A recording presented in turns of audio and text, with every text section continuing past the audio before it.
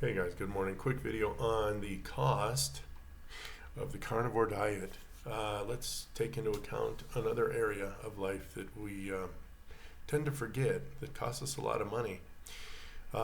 This article, I'll link it in the description, is discussing 10 years ago that the average person driving the average car, for every 100 pounds that you add to that car, costs you about $30 in petrol. All right, so I mean, you can mix and match and evaluate. Maybe I'll take the time and go through my physics book and find out exactly kind of the BTU requirement for a vehicle and how much weight and everything that's required to move mass, especially stop and go traffic. I mean, there's a lot of variables, but the bottom line is, me personally, I was 95 pounds overweight, which meant that over a year I would save myself 10 years ago over $30 in gasoline.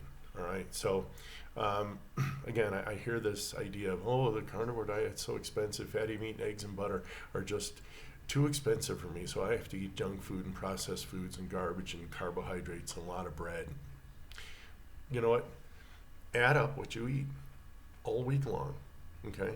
Take those calories, convert it to fatty meat and eggs, all right? Get a differential, and it's not going to be huge. Now, I don't know which way this is going to go for you personally, but the only way to do it is to empirically set out and go, you know what? Boom, Sunday to Sunday, I'm going to go ahead and calculate what my standard American diet is costing me, my standard Western diet, and how much it would cost if I converted all those calories to fatty meat and eggs.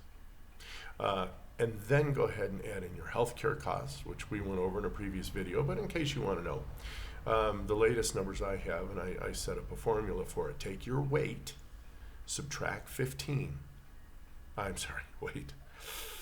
Take your age, subtract 15 from that number. Take that number and square it, that is, multiply it by itself. Take that and multiply by 3.6. And then that final result, add 2,000. That will give you the amount of dollars you can expect to pay for your health care for that year at your age.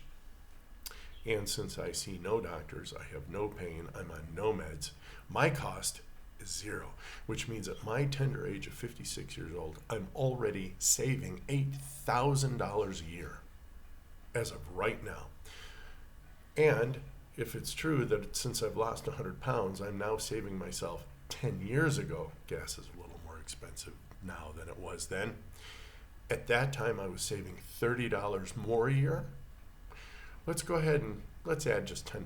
So now I'm saving not only my $8,000 of healthcare costs, I'm saving $33 in my automobile, just my petrol expenses, not including the wear and tear, the excessive tire. I mean, we can go a long way with this.